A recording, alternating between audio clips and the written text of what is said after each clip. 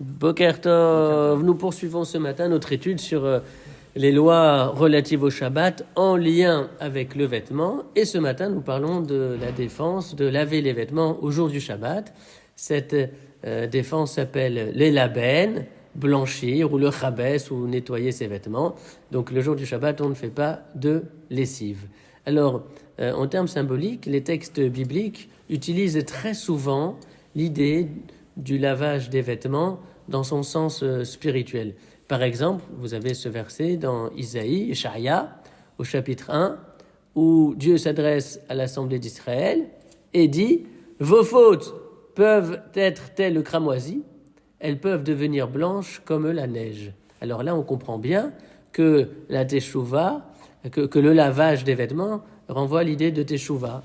Ou alors vous avez également ce verset au psaume 51, où il est dit « Lave-moi à grandes eaux pour que je sois blanc comme neige. » Donc c'est David Améler, le roi David, qui s'adresse à Kadosh Baruch Hu et qui lui dit « Lave-moi à grandes eaux pour que je sois blanc comme neige. » Donc le blanc est toujours le symbole de la pureté, de retrouver, de l'innocence, etc.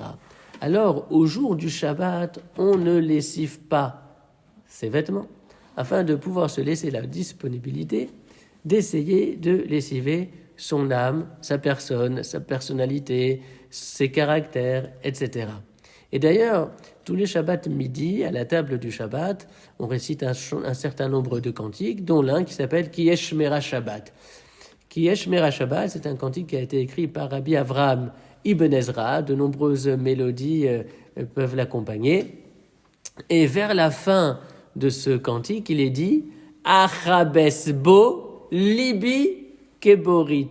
Achabesbo libi, je nettoierai au jour du Shabbat mon cœur, keborit, tel du savon.